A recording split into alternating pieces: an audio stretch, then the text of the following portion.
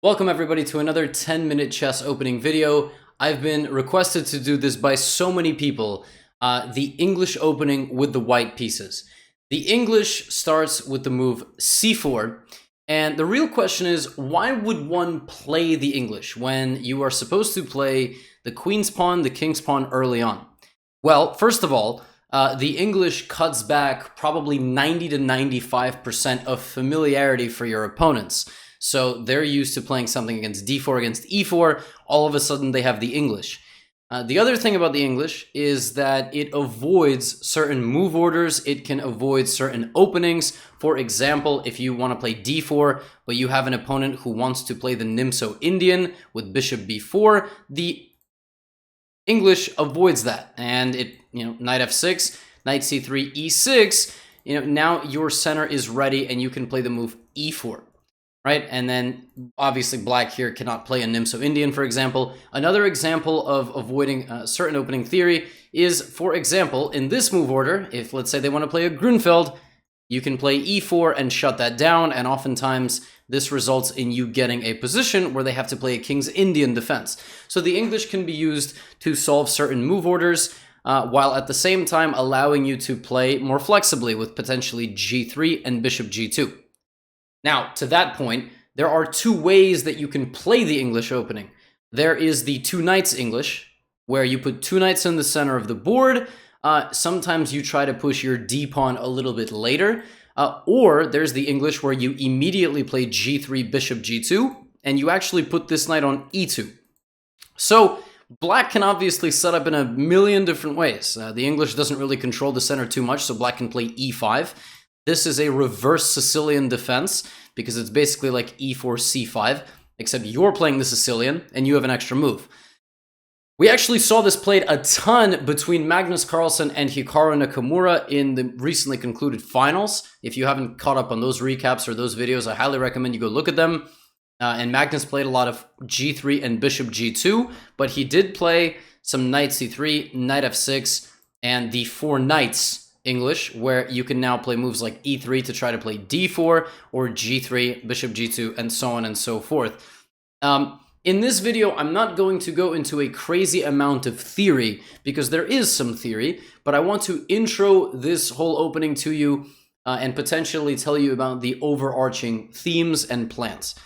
So let's say you do get e5, and you can play g3, let's say something like knight f6, and then here you would continue with something like bishop to g2.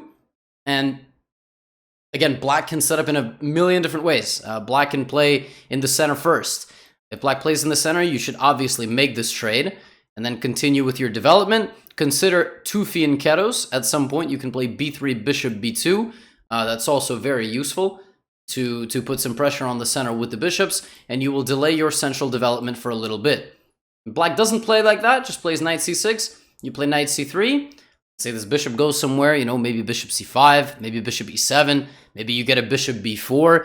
Always consider that you do have moves like knight to d5, but you can decide very early how you want to set up. In this setup, you can play e3, knight e2, just hypothetically speaking, what that might look like, something like this. And then from here, your game plan with white will basically be to complement this bishop and expand on that side of the board. So something like, for example, bishop e6, right? To try to pressure this pawn. Now here you could play b3, but I already did show you that you support that with a knight, you support that with the pawn, the knight and the bishop, and so you could launch that knight into the center and begin to expand with space on the queen side. So again, perfect world, what does that look like? Just to make a few moves here, a3, bishop a5, b4, and so on. Maybe you'll put the rook on b1, for example, and support the advancement of these pawns. Maybe in the future, you will also expand in the center with d4. Very flexible setup. Now, what is a good plan for black? Well, there's going to be positions where black will play something like, bishop f5, and let's say you play this little setup here, and then here you play something like bishop b2. Black will try to play queen d7, an experienced player will do this, and try to trade off your bishop. So a useful maneuver to know there is rook e1. You say, well, how does that prevent this trade? Well, here you can sometimes play the move bishop h1.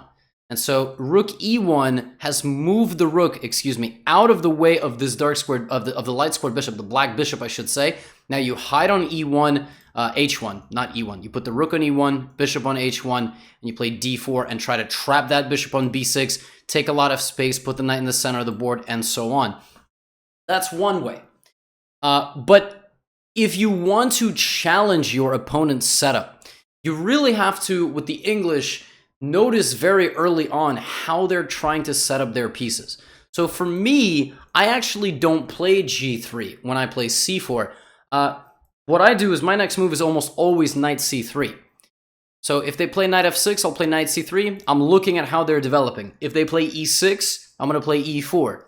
If they play e5, then that's fine. That's basically the reverse Sicilian. Now you can go for your g3 thing or your two-knight setup like this. If they play g6, and it's like, oh, well, now I don't want them to play the Grunfeld. I want to play into a King's Indian. So maybe you need a King's Indian line in your repertoire. For example, a line that I like very much in the King's Indian is the two bishop line, where you play bishop e2, castles, and bishop e3. Notice in the English you haven't moved this knight yet. And what this allows you to do is to play g4, h4, h5.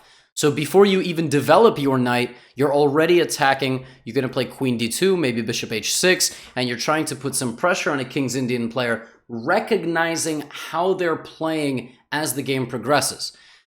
It wouldn't be an English video if I didn't tell you about probably the most annoying thing that you'll face in the English, which is the symmetrical English. There are players that just will copy you because maybe they play e4, e5, they play d4, d5.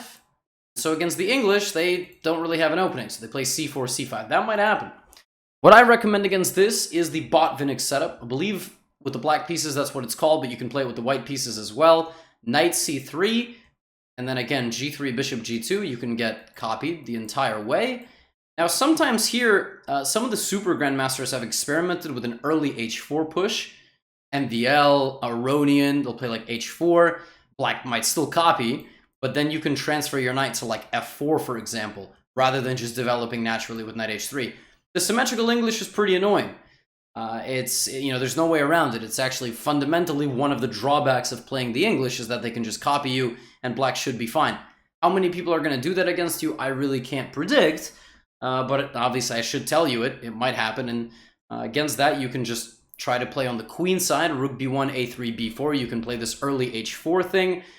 You can play the Botvinnik setup, which I was saying, with e4, and then something like this. So this little carousel, or not carousel, bowl of pawns. I don't know. I was gonna say like a little, little carton of pawns. I'm running out of words. All right, it's like 11 o'clock at night when I'm recording this. I'm kind of tired. I don't know why I said carousel. Maybe it's because it like kind of goes like this. Whatever. Let's just move on. Basically, you play something like knight e2, d6, maybe h3 here, so you can put your bishop here, because if you just put your bishop there, we'll attack it, and I'm going to take it. So you're just trying to keep very solid, very flexible setup. Black plays something like a6, looking for b5. Maybe you castle. Maybe you play queen d2 and go for bishop h6. Your flexibility is unlimited with the English, and oftentimes you will be building up your experience in this opening while they have not faced this so often. Against something that's a little bit more confrontational against this pawn, like e6 or c6, again, you can play g3, d5, and bishop g2. If you've seen my Catalan video, this will be very useful.